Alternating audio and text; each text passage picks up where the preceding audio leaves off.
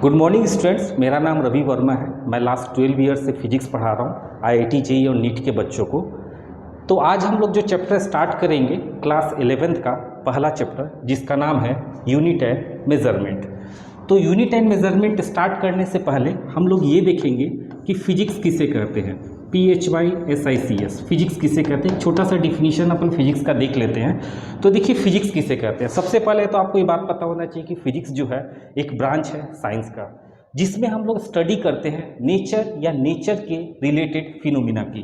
तो इसको मैं लिख देता हूँ ताकि आप लोग भी इसको कॉपी कर सके। तो physics is a branch of science. Physics जो है एक ब्रांच है साइंस का, इन विच जिसमें हम लोग स्टडी करते हैं, in which we study nature and phenomena of nature. मतलब प्रकृति को या प्रकृति की घटनाएं हैं उसको जो स्टडी करते हैं, उस ब्रांच ऑफ साइंस को हम लोग बोलते हैं फिजिक्स। अब इसके आगे हम लोग देखेंगे अगला टर्म जो है, डेट इज PQ। ये शॉर्ट हुआ, इस PQ stands for physical quantity. PQ का मतलब होता है फिजिकल क्वांटिटी। अब फिजिकल क्वांटिटी किसे कहते हैं? तो फिजिकल क्वांटिटी उसे कहते हैं जी, फिजिकल पैरामीटर्स को ही अपन फिजिकल क्वांटिटी कहते हैं। पहले मैं लिख लेता हूँ फिर आपको समझा दूंगा। तो फिजिकल पैरामीटर्स थ्रू विच, जिसके द्वारा,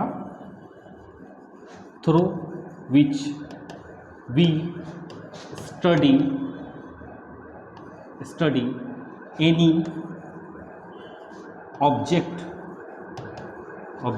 फिजिक्स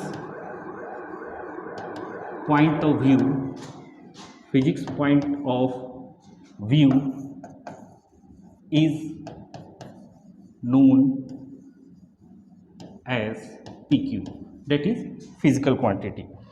तो फिजिकल पैरामीटर जिससे अपन किसी ऑब्जेक्ट का स्टडी करते हैं उसको हम लोग बोलते हैं फिजिकल क्वांटिटी। अब फिजिकल क्वांटिटी आपको समझने के लिए मैं इसके एग्जांपल से समझाता हूँ। जैसे सपोज कीजिए मास, दूसरा हो गया लेंथ, तीसरा हो गया टाइम। जैसे सपोज कीजिए कि मुझे इस बोर्ड का फिजिक्स पॉइंट ऑफ व्यू से स्टडी करना है, तो मुझे ज़रूरत पड़ेगी फिजिकल क्वांटिटी की। तो फिजिकल क्वांटिटी क्या होगा कि इस बोर्ड का लेंथ कितना है, इस बोर्ड का हाइट कितना है, इस बोर्ड कितने दिन पहले बना है। तो ये सब जो पैरामीटर्स हैं जिसके थ्रू किसी ऑब्जेक्ट का हम लोग फिजिक्स पॉइंट ऑफ व्यू से स्टडी करते हैं, उसको हम लोग बोलते हैं फिजिकल क्वांटिटी। ठीक है। अब देखिए फिजिकल क्वांटिटी जो होता है वो 3 तरह के होते हैं। पहला जो फिजिकल क्वांटिटी होता है उसको हम लोग बोलते हैं FPQ।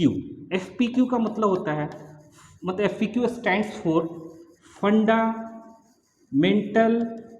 Physical quantity. ये पहला फिजिकल क्वांटिटी हुआ। फिजिकल क्वांटिटी को 3 पार्ट में डिस्ट्रीब्यूट किया गया। पहला FPQ, दूसरे को हम लोग बोलते हैं DPQ। DPQ का मतलब हुआ डिराइव्ड फिजिकल क्वांटिटी। और तीसरा जो पार्ट है इसका, उसको हम लोग बोलते हैं सप्लीमेंट्री फिजिकल क्वांटिटी। तो बच्चों एक एक करके अपन स्टडी करेंगे कि फंडामेंटल फिजिकल क्वांटिटी किसे कहते हैं, डिराइव फिजिकल क्वांटिटी किसे कहते हैं, और सप्लीमेंट्री फिजिकल क्वांटिटी किसे कहते हैं। अभी तक हम लोग ने जो स्टडी किया उसको एक बार अपन ओवरव्यू देख लेते हैं कि फिजिक्स किसे कहते हैं। नेचर और नेचर के फिनोमिना को स्टडी करना ही फिजिक्स कहलाता है। किसी भी ऑब्जेक्ट का अगर मैं फिजिक्स पॉइंट ऑफ व्यू से स्टडी कर रहा हूँ तो मुझे कुछ फिजिकल पैरामीटर्स लगेंगे, तो उस फिजिकल पैरामीटर्स को हम लोग बोलते हैं फिजिकल क्वांटिटी। आप एग्जांपल से भी देख सकते हैं, मास हो गया, लेंथ हो गया, टाइम हो गया, ये फिजिकल पैरामीटर है जिससे किसी ऑब्जेक्ट का फिजिक्स पॉइंट ऑफ व्यू से अपन क्या करते हैं, स्टडी करते हैं। तो फिजिकल क्वांटिटी आप समझ गए। अगला होता है क्लासिफिकेशन ऑफ फिजिकल क्वांटिटी। तो फिजिकल क्वांटिटी को 3 कैटेगरी में डिस्ट्रीब्यूट किया गया है। पहला होता है FPQ, that is fundamental physical quantity. दूसरा होता है DPQ, that is derive physical quantity. और तीसरा होता है सप्लीमेंट्री फिजिकल क्वांटिटी। तो अपन एक एक करके देखेंगे कि फंडामेंटल फिजिकल क्वांटिटी किसे कहते हैं, और डिराइव फिजिकल क्वांटिटी किसे कहते हैं, और सप्लीमेंट्री फिजिकल क्वांटिटी किसे कहते हैं। जैसे मान लीजिए मैं पहला लिखता हूँ FPQ, तो तो FPQ का मतलब आप समझ ही गए। मैं नीचे एक बार फिर से आपके लिए लिख देता हूँ, that is fundamental physical quantity. ठीक है, अब इसका अपन डिफिनीशन देख लेते हैं।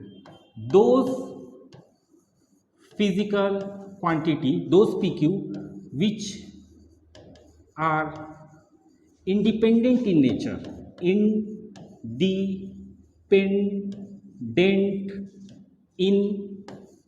nature, मतलब ऐसे फिजिकल क्वांटिटी जो स्वतंत्र होते हैं, या फिर इसी को आप दूसरे तरीके से डिराइव मतलब डिफाइन कर सकते हैं, दोज फिजिकल क्वांटिटी विच जो डज नॉट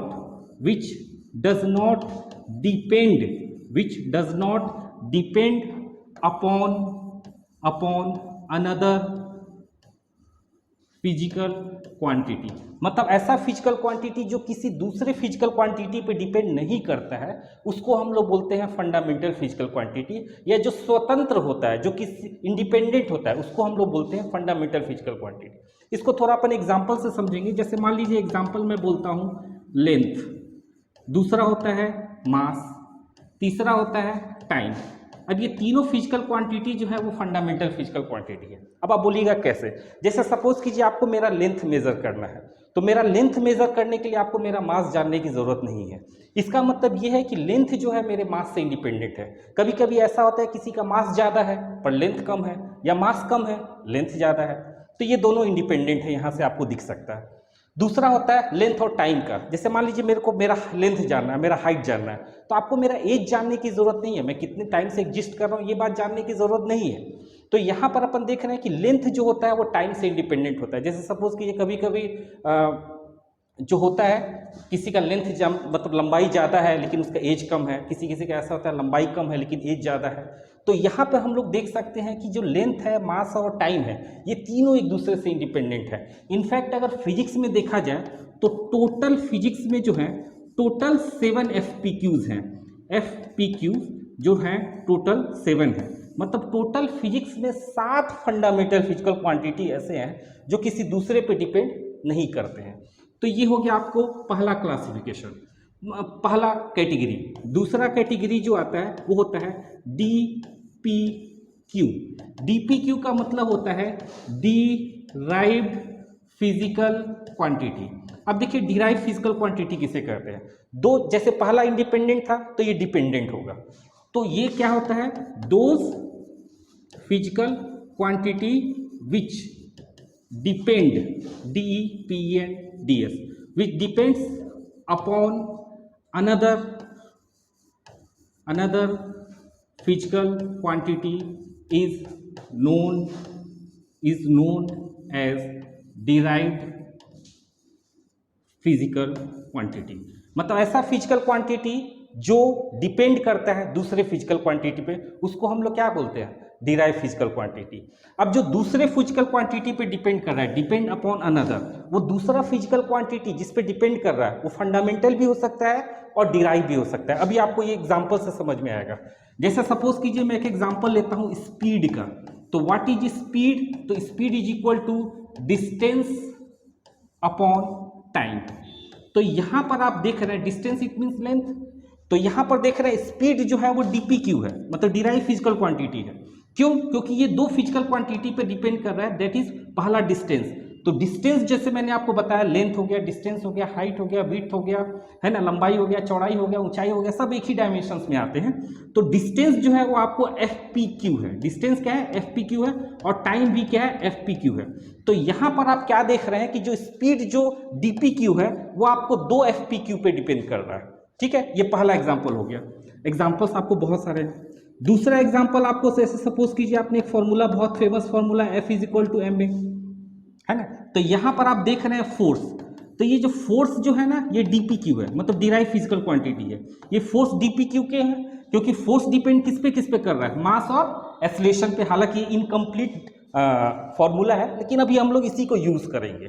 तो यहाँ पे अपन ये देख रहे हैं कि F इक्वल टू ma, तो F जो है FPQ है, DPQ है, M जो है वो आपको FPQ है और A फिर आपको DPQ है। क्योंकि ए भी जो होता है वो आपको what is a is equal to del v upon t, यानी change in velocity per unit time is known as acceleration. यानी एक्सीलरेशन भी आपको डिराइव है जो वेलोसिटी और टाइम पे डिपेंड कर रहा है, और अगेन एक्सीलरेशन पे डिपेंड कर रहा है फोर्स, यानी फोर्स भी आपको डिराइव है। तो यहाँ पर देखिए मैं जो आपको बताना चाहता हूँ वो ये बात बताना चाहता हूँ कि डिराइव फिजिकल क्वांटिटी किसे कहते हैं। तो फंडामेंटल जैसे आपने देखा कि ऐसा फिजिकल क्वांटिटी जो इंडिपेंडेंट हो, जो किसी भी अदर फिजिकल क्वांटिटी पे डिपेंड नहीं करता है, उसको हम लोग क्या बोलते हैं, फंडामेंटल फिजिकल क्वांटिटी। जबकि डिराइव किसे कहते हैं, जो किसी अनदर फिजिकल क्वांटिटी पे डिपेंड करता है। तो जो अनदर फिजिकल क्वांटिटी पे डिपेंड करता है वो अनदर फिजिकल क्वांटिटी में भी फंडामेंटल इन नेचर और मे भी डिराइव इन नेचर। वो फंडामेंटल भी हो सकता है और डिराइव भी हो सकता है। तो जैसे आपने देखा कि फिजिक्स में टोटल आपको 7 फंडामेंटल फिजिकल क्वांटिटी है, तो आप पूछेंगे कि सर डिराइव फिजिकल क्वांटिटी कितने हैं, तो फिजिक्स में डिराइव फिजिकल क्वांटिटी लाखों हैं। इनफैक्ट आपको जो भी फिजिक्स में चैप्टर्स पढ़ने हैं, जैसे 11th क्लास में आप लगभग अप्रॉक्स 16 चैप्टर्स पढ़ेंगे, 12th में भी अप्रॉक्स आपको 16 चैप्टर्स पढ़ेंगे, तो हर चैप्टर में आपको नए नए फिजिकल क्वांटिटी को इंट्रोड्यूस किया जाएगा और उसी फिजिकल क्वांटिटी के बारे में आपको डिटेल स्टडी करना है। यही आपको 11th और 12th का सिलेबस है। तो डिराइव फिजिकल क्वांटिटी टोटल कितने हैं, तो डिराइव फिजिकल क्वांटिटी लाखों है। आपको उसमें से सिलेक्टेड डिराइव फिजिकल क्वांटिटी ही आपके सिलेबस में है जो आपको पढ़ना है। थर्ड जो कैटेगरी होता है वो होता है आपको सप्लीमेंट्री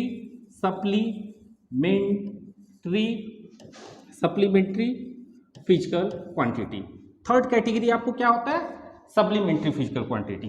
तो देखिए प्लेन एंगल, एक होता है प्लेन एंगल और एक होता है सॉलिड एंगल। ये आपको अभी आगे चल के मैं बताऊंगा कि प्लेन एंगल और सॉलिड एंगल किसे कहते हैं। तो प्लेन एंगल और सॉलिड एंगल को ही हम लोग बोलते हैं सप्लीमेंट्री फिजिकल क्वांटिटी। मतलब plane angle and solid angle are known as supplementary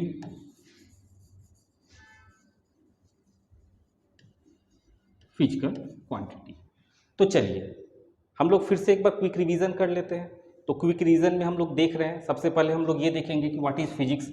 तो फिजिक्स आपने देखा, जैसे physics is a branch of science in which we study the rules and regulations of nature. Nature को स्टडी करते हैं या nature के फिनोमिना को स्टडी करते हैं। किसी भी ऑब्जेक्ट का फिजिक्स पॉइंट ऑफ व्यू से स्टडी करना है तो मेरे को पीक्यू की जरूरत पड़ेगी। पीक्यू जिस फिजिकल पैरामीटर को पीक्यू बोलते हैं। पीक्यू आपको 3 तरह का होता है, एक होता है फंडामेंटल फिजिकल क्वांटिटी, दूसरा होता है डिराइव फिजिकल क्वांटिटी, तीसरा होता है supplementary physical quantity. Fundamental physical quantity किसे कहते हैं, those physical quantity which is independent that is doesn't depend upon another physical quantity is known as fundamental physical quantity. Total आपको 7 फंडामेंटल फिजिकल क्वांटिटी फिजिक्स में है। Derive physical quantity किसे कहते हैं, ऐसा फिजिकल क्वांटिटी जो अनदर फिजिकल क्वांटिटी पे depend करता है, जो अनदर फिजिकल क्वांटिटी है मे बी फंडामेंटल और मे बी डिराइव। तो डिराइव फिजिकल क्वांटिटी कितने हैं, डिराइव फिजिकल क्वांटिटी आपको लाखों है। सप्लीमेंट्री फिजिकल क्वांटिटी किसे कहते हैं, प्लेन एंगल और सॉलिड एंगल को कंबाइंड रूप से अपन क्या बोलते हैं, सप्लीमेंट्री फिजिकल क्वांटिटी बोलते हैं। अच्छा, अब आपको एफपीक्यू के जो सातों, जैसे मैंने बताया था कि फंडामेंटल फिजिकल क्वांटिटी 7 होते हैं, वो आपको टेबल के रूप में स्टडी करना है। तो हम लोग उसको टेबल के रूप में स्टडी करेंगे। तो जैसे मान लीजिए कि मैं एक टेबल आपको बना रहा हूँ, ये रहा टेबल, ठीक है। इसमें पहले हम लोग सीरियल नंबर लिखेंगे। फर्स्ट जो कॉलम है वो आपका सीरियल नंबर का है।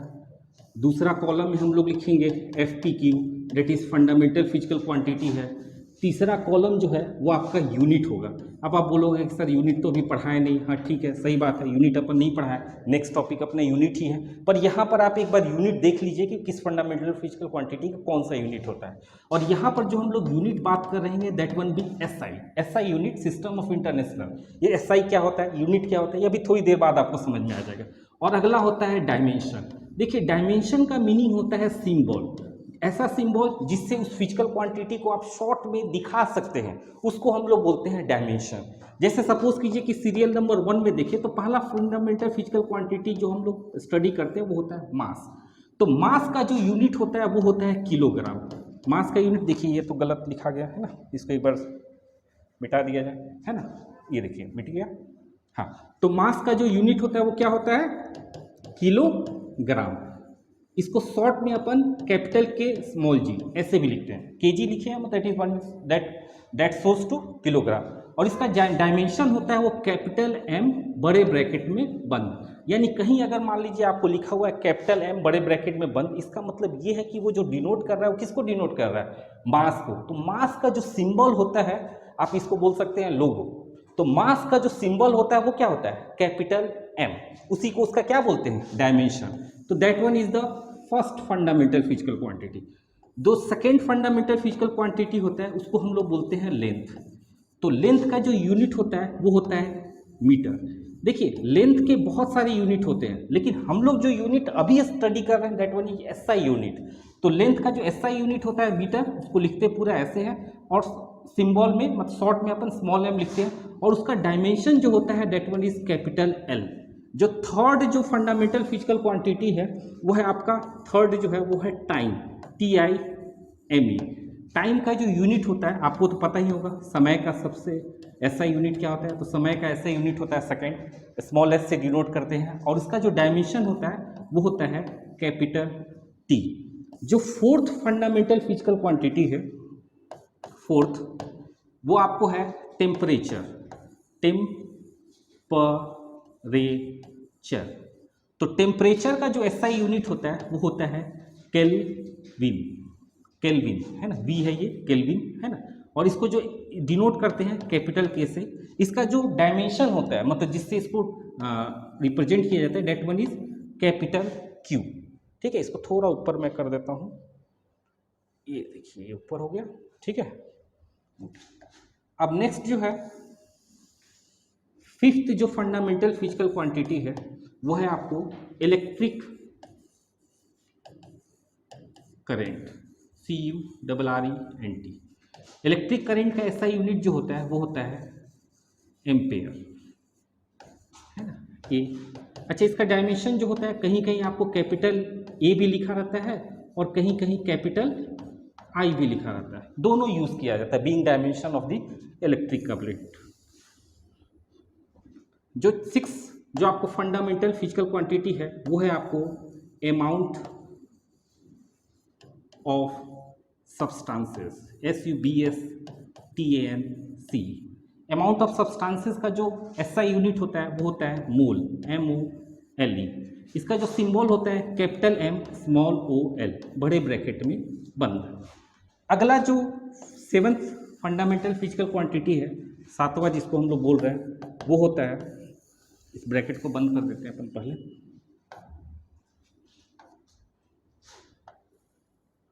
वो होता है ल्यूमिनस इंटेंसिटी, है ना। ल्यूमिनस इंटेंसिटी का जो यूनिट होता है वो होता है कैंडेला।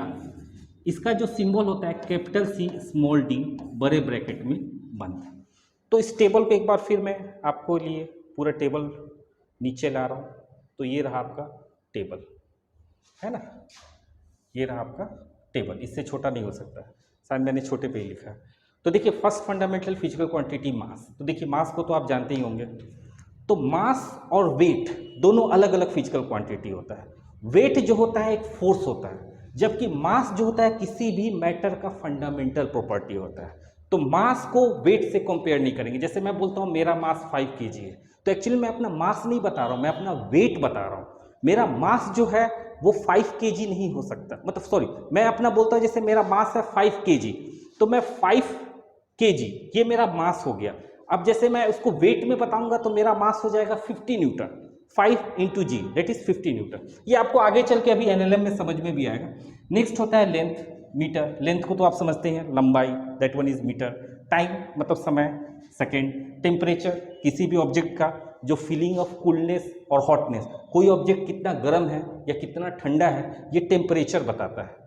हीट और टेम्परेचर अलग अलग चीज़ें हैं। हीट आपको डिराइव फिजिकल क्वांटिटी है, जबकि टेम्परेचर आपको फंडामेंटल फिजिकल क्वांटिटी है।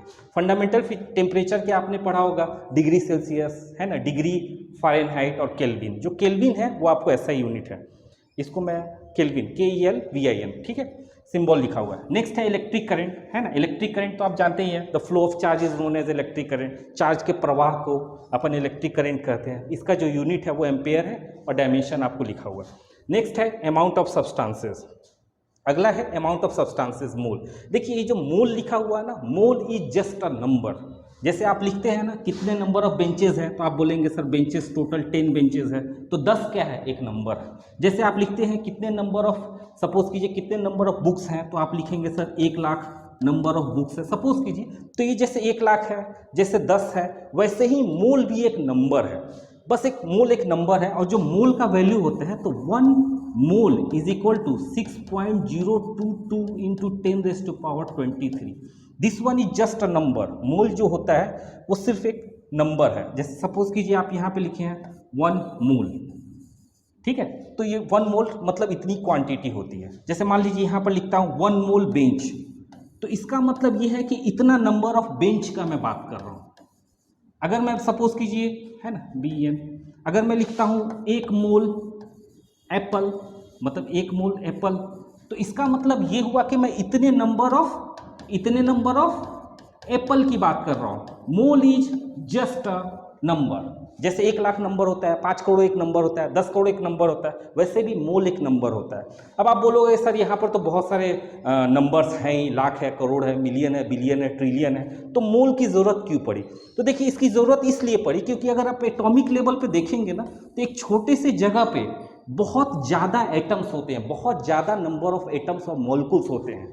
यहाँ पे जैसे मान लीजिए कि यहाँ पे आपको थाउजेंड्स, लाख, मतलब 1 लाख, 10 लाख एटम्स है, मोल एटम्स है। तो इस मोल की जरूरत इसलिए पड़ी क्योंकि देखिए अगर आप मान लीजिए सपोज कीजिए 1 करोड़ लिख रहे हैं, तो 1 करोड़ में कितने जीरो होते हैं? तो 1 करोड़ में कितने जीरो होते हैं? 1 करोड़ में टोटल 7 जीरो होते हैं, 3 2 5 2 7, ठीक है। अब जैसे मान लीजिए सपोज कीजिए कि मैं यहाँ पे बोलता हूँ 1 मोल एटम है, यहाँ पे 1 मोल एटम है, अगर उसको मुझे करोड़ में रिप्रेजेंट करना है, तो देखिए यहाँ पे 7 है, तो यहाँ पे यह 23 है, यानी यहाँ पे मैं कितना बोलूँगा? तो एक मोल एटम को अपन कैसे लिख सकते हैं? 1 करोड़, फिर उसका करोड़, फिर करोड़, क्योंकि 10⁻7, फिर उसका 10⁻7 और फिर 10⁻7, मतलब 1 mole atom is equal to 1 करोड़ों के करोड़ों के करोड़ एटम है। तो ऐसे करोड़ करोड़ करोड़ करोड़ बोलने से अच्छा है कि मोल बोलिए। तो इसीलिए मोल को इंट्रोड्यूस किया गया है as a amount of substances, ठीक है। आप ये मोल की बात समझ गए। नेक्स्ट अगला है ल्यूमिनस इंटेंसिटी। तो ल्यूमिनस इंटेंसिटी का जो यूनिट होता है, that one is candela. Unit क्या होता है ल्यूमिनस इंटेंसिटी का? कैंडेला। तो सबसे पहले तो आप ये समझिए कि ल्यूमिनस इंटेंसिटी कहते हैं किसके हैं। देखिए ल्यूमिनस का मतलब होता है रिलेटेड टू लाइट। ल्यूमिनस का मतलब क्या होता है? लाइट से रिलेटेड, जो प्रकाश से रिलेटेड है उसको हम लोग ल्यूमिनस एक कंपनी का भी नाम है ना, जो प्रकाश वगैरह बल्ब वगैरह बनाती है। तो ल्यूमिनस इंटेंसिटी, तो लाइट की जो इंटेंसिटी है उसको हम लोग बोलते हैं ल्यूमिनस इंटेंसिटी। अब अगेन ये क्वेश्चन आता है कि सर इंटेंसिटी किसे कहते हैं? तो इंटेंसिटी तो कॉमन सी चीज़ है, आपको आता ही होगा, नहीं आता है तो मैं बता रहा हूँ। What is intensity? Energy per unit area. जो एनर्जी होता है वो पर यूनिट एरिया को अपन इंटेंसिटी बोलते हैं। आपको पता है कि जो लाइट्स होता है उसमें एनर्जी है। जैसे सपोज कीजिए यहाँ पे अगर मान लीजिए कि यहाँ पे सपोज कीजिए कि 8 लाइट फॉल हुआ, तो इसकी ल्यूमिनस इंटेंसिटी जो होगी वो कम होगी। अगर सपोज कीजिए कि सेम रेज यहाँ पे अगर मान लीजिए 100 फॉल हुआ, कितने फॉल हो रहा है? 100, तो इसकी ल्यूमिनस इंटेंसिटी ज़्यादा होगी। मतलब एक यूनिट एरिया में, एरिया बराबर भी होना चाहिए, एक यूनिट एरिया में जितना नंबर ऑफ लाइट्स ज़्यादा पड़ रहा है ऑफ सेम एनर्जी, उसको हम लोग बोलते हैं ज़्यादा ल्यूमिनस इंटेंसिटी। इंटेंसिटी का होता है एनर्जी पर यूनिट एरिया, एक यूनिट एरिया में कितना एनर्जी फॉल हो रहा है, दैट वन इज इंटेंसिटी। और वो अगर लाइट से रिलेटेड हो तो ल्यूमिनस इंटेंसिटी। तो मेरे ख्याल से आपने सातों के सातों फंडामेंटल फिजिकल क्वांटिटी को स्टडी कर लिया है। अब हम लोग आगे जो पढ़ेंगे वो हम लोग अगला टॉपिक जो पढ़ेंगे that one is unit, UNIT। अगला टॉपिक हम लोग क्या पढ़ेंगे? यूनिट। तो यूनिट किसे कहते हैं? तो यूनिट किसे कहते हैं? Choose an standard by which that physical quantity is measured. अब आप बोलोगे सर इस डिफिनीशन समझ में नहीं आया। समझ में तो मुझे भी नहीं आया था जब इस पहली बार मैं पढ़ा था, लेकिन अभी आपको समझ में आ जाएगा। देखिए सपोज कीजिए लेंथ का बात करता हूँ, तो मैंने आपको बोला लेंथ जो का यूनिट जो होता है वो होता है मीटर। ऐसा यूनिट की मैंने बात किया। अब क्या हुआ कि कुछ लोग बैठे और वो लोग ये बोले कि भाई ये जो लेंथ है इसको हम लोग 1 मीटर मान लेते हैं। अब सपोज कीजिए कि मुझे ये लेंथ मेज़र करना है, तो मैं इसके कंपेयर में मेज़र करूँगा। इसके कंपेयर में देखोगे तो ये 1 और ये हो गया 2 और ये हो गया 3, मतलब इसका लेंथ कितना हो जाएगा? 3 मीटर। तो चूज एन स्टैंडर्ड, एक स्टैंडर्ड को हमने चूज कर लिया कि भाई ये जो लेंथ है वो 1 मीटर है। चूज एन स्टैंडर्ड, एक स्टैंडर्ड को हमने चूज कर लिया, उसी को हम लोग उसका यूनिट बोलते हैं कि ये जो लेंथ है 1 मीटर है। जैसे सपोज कीजिए कि ये बोतल की बात कर रहे हैं अपन, तो इस बोतल को अपन बोल दिए कि ये 1 kg है। अगर मान लीजिए मेरा वेट अगर आपको मेजर करना है, मेरा मास मेजर करना है, तो इसके कंपेयर में आप मुझे देखेंगे, तो जैसे सपोज कीजिए इससे 50 टाइम्स में हूँ, तो मेरा मास क्या हो जाएगा 50 kg। तो इसको हम लोग ने, कुछ साइंटिस्ट ने या कुछ लोगों ने मिलकर इसको चूज कर लिया कि भाई इतना जो है वो 1 kg है, तो इसी को हम लोग यूनिट्स बोलते हैं।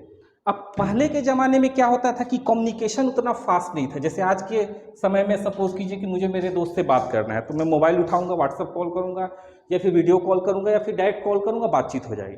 पहले के ज़माने में ऐसे नहीं होता था। पहले में क्या है, किसी से अगर आपको कम्युनिकेट करना है तो यहाँ पर आप लेटर लिखिए, वो लेटर कोई दूसरा बंदा लेके जाएगा दिल्ली, फिर वहाँ से फिर उस रिप्लाई लेगा, फिर वो लेके वापस आपको रिटर्न देगा, तब जाके कम्युनिकेशन हम लोग कंप्लीट मानते थे। अब पहले के ज़माने में ऐसा नहीं था, लेकिन हर जगह आपको लेंथ मेज़र करने की ज़रूरत पड़ती थी। तो कुछ लोग लेंथ को मेज़र करते थे, सपोज कीजिए मीटर में, है ना। कुछ लोग मेज़र करते थे किलोमीटर में, है ना। कुछ लोग मेज़र करते थे फीट में, कुछ लोग मेज़र करते थे इंच में, कुछ लोग मेज़र करते थे सेंटीमीटर में। अब जब ग्लोबलाइजेशन हुआ, जब लोग एक दूसरे के पास आने लगे, जब कम्युनिकेशन स्ट्रांग हो गया, तो अब मैं यहाँ पे मीटर में आपको कुछ भेज रहा हूँ और वो इंच में निकाले परेशान बैठे पड़े हैं, उनसे निकल ही नहीं रहा। तो उस केस में क्या किया गया कि अगेन फिर कुछ लोग बैठे, कुछ साइंटिस्ट बैठे और उन्होंने बोला कि देखिए अलग अलग यूनिट्स तो होते ही हैं फिजिकल क्वांटिटी के, हम लोग एक ऐसा यूनिट मान लेते हैं जो पूरी दुनिया में मान्य हो, जो पूरी दुनिया में वैलिड हो या पूरी दुनिया में उसका यूज़ किया जाता है, उसी को हम लोग बोलते हैं एसआई यूनिट। SI unit. तो देखिए एक आपको अगला टॉपिक जो बनता है वो बनता है आपको सिस्टम। अगला टॉपिक क्या बनता है, सिस्टम ऑफ यूनिट। तो मैंने जैसे आपको बताया कि अलग अलग जगह पे पहले कम्युनिकेशन, जैसे यहाँ पे है, हम अपन यहाँ पे हैं, फिर अमेरिका हो गया, जापान हो गया, फ्रांस हो गया, अलग अलग जगह पे, तो उतना कम्युनिकेशन स्ट्रांग नहीं था, लेकिन वो लोग भी लेंथ मेजर करते थे, तो उन्होंने अपना यूनिट डेवलप कर लिया, हमने अपना यूनिट डेवलप किया, उन्होंने अपना यूनिट डेवलप कर लिया। लेकिन अब प्रॉब्लम आने लगी, क्योंकि अब मैं यहाँ से कोई सामान उस यूनिट पे भेज रहा हूँ और वो लोग कैलकुलेट ही नहीं कर पा रहे हैं कि इस सामान का लेंथ कितना है। तो क्या किया गया कि कुछ लोग मिले और बैठे और उसको उन्होंने बोला कि इसको हम लोग एसआई सिस्टम मानेंगे। तो देखिए ऐसे प्रचलन में मतलब देखा जाए तो बहुत सारे सिस्टम ऑफ यूनिट्स है, लेकिन जो आपको मेनली आपके सिलेबस में पढ़ना है वो सिर्फ 3 है। पहला है MKS, दूसरा जो सिस्टम MKS, इसको हम लोग बोलते हैं MKS सिस्टम ऑफ यूनिट, इसी को मोर और लेस अपन एसआई भी बोलते हैं। एसआई सिस्टम मतलब ऐसा सिस्टम ऑफ यूनिट जो पूरी दुनिया में मान्य हो। दूसरा होता है सीजीएस सिस्टम ऑफ यूनिट, और तीसरा जो होता है वो होता है आपको एफपीएस, इसको हम लोग बोलते हैं एफपीएस सिस्टम ऑफ यूनिट। अब इसको थोड़ा सा आप अगर और अच्छे से टेबल में समझना चाहेंगे तो देखिए अपन इसको कैसे समझेंगे। तो यहाँ पर सपोज कीजिए कि मैं यहाँ पे लिखा हूँ अगेन सिस्टम ऑफ यूनिट, ये एक टेबल में बना रहा हूँ और यहाँ पर मैंने लिखा है सिस्टम ऑफ यूनिट, है ना। अब यहाँ पर जो मैंने यूनिट का सिस्टम लिया है वो लिया है MKS, और मैंने जो फिजिकल क्वांटिटी लिया है यहाँ पे वो है आपका लेंथ, है ना। दूसरा फिजिकल क्वांटिटी जो है वो है आपका मास, और तीसरा फिजिकल क्वांटिटी जो है वो मैंने लिया है टाइम। तो अगर MKS किसमें, MKS ये हो गया सीरियल नंबर फर्स्ट। तो MKS सिस्टम ऑफ यूनिट में, MKS सिस्टम ऑफ यूनिट में अगर लेंथ का आप यूनिट देखेंगे तो M स्टैंड्स फॉर होता है मीटर। M का मतलब क्या होता है, मीटर, जिसको स्मॉल m डिनोट करते हैं। तो MKS सिस्टम में, MKS सिस्टम ऑफ यूनिट मतलब बहुत सारे यूनिट को जोड़ के एक सिस्टम बनाया गया। तो MKS सिस्टम ऑफ यूनिट में जो लेंथ का यूनिट होता है वो क्या होता है, metre. M stands for metre, तो लेंथ का यूनिट कितना हो गया, मीटर। K मतलब, K का मतलब क्या हुआ, किलोग्राम, दैट इज kg। तो MKS सिस्टम में मास का यूनिट क्या हो गया, किलोग्राम, और S stands for second, SECOND, जिसको स्मॉल s से डिनोट करते हैं। तो MKS सिस्टम में टाइम का यूनिट क्या हो गया, सेकेंड। फिर से सिस्टम ऑफ यूनिट, देखिए यहाँ पे लाखों सिस्टम ऑफ यूनिट है, लेकिन आपको जो मेनली पढ़ना है वो 3 पढ़ना है, MKS, CGS और FPS। MKS system of unit में अगर लेंथ का आप यूनिट देख रहे हो तो मीटर आता है, कि M stands for metre, K stands for mass का किलोग्राम आता है, और S stands for second, time का आपका कितना आता है, सेकेंड आता है। दूसरा अगर देखा जाए तो दूसरा होता है आपको CGS। तो CGS में अगर देखा जाए तो लेंथ का CGS मतलब C stands for centimetre, C stands for centimetre, जिसको हम लोग CM से डिनोट करते हैं। तो CGS सिस्टम ऑफ यूनिट में लेंथ का यूनिट क्या हो गया, सेंटीमीटर, मास का क्या हो गया, ग्राम, है ना, जिसको GM से डिनोट करते हैं, और समय का क्या हो गया, सेकेंड। ठीक है। और थर्ड जो होता है वो होता है FPS। तो FPS सिस्टम ऑफ यूनिट में अगर लेंथ का देखिएगा तो ये होता है फुट। देखिए अगर एक है तो फुट बोलते हैं, और अगर प्लुरल है, एक से ज्यादा है तो FEET लिखते हैं, जैसे 5 फीट। तो एक ही है, ये प्लुरल है और सिंगुलर है ना। अच्छा, इसको डिनोट जो करते हैं capital F small t, capital F small t, sorry small f small t से, इसको जो अपन डिनोट करते हैं वो स्मॉल f स्मॉल t से, फिट, ऐसे डिनोट करते हैं। ठीक है। FPS में मास का क्या होता है, पाउंड, POUND, और टाइम का क्या होता है, सेकेंड, SECOND, जिसको स्मॉल एस। देखिए यहाँ पे आपने देखा होगा, चाहे MKS सिस्टम हो गया, चाहे CGS सिस्टम हो गया, चाहे FPS सिस्टम हो गया, इन तीनों में टाइम का जो यूनिट है वो सेकेंड है। इसीलिए बोलते हैं समय से बलवान कोई नहीं, क्योंकि समय का हर जगह सेम तरीके से मेजरमेंट किया गया। तो चलिए आज हम लोग इतना ही पे इस लेक्चर को ख़त्म करते हैं। इसके आगे का लेक्चर मैं आपके लिए कल अपलोड करूँगा। आपको मैं फिजिक्स के जितने भी चैप्टर्स हैं, चाहे वो क्लास 11th का है, चाहे वो क्लास 12th का है, पूरा कंप्लीट चैप्टर्स आपको मैं वीडियो बना के अपलोड करूँगा। आप चाहे तो यहाँ से भी पढ़ सकते हैं पूरा कंप्लीट फिजिक्स, जो आपको नीट और IIT JEE में काम आएगा। ठीक है। तो इसको मैं एक बार स्मॉल कर देता हूँ, अगर आप लोग कुछ लिखना चाहते हैं तो इसमें लिख लीजिए, अदरवाइज वीडियो को पॉज करके भी आप इसको लिख सकते हैं। ठीक है। Okay, thank you.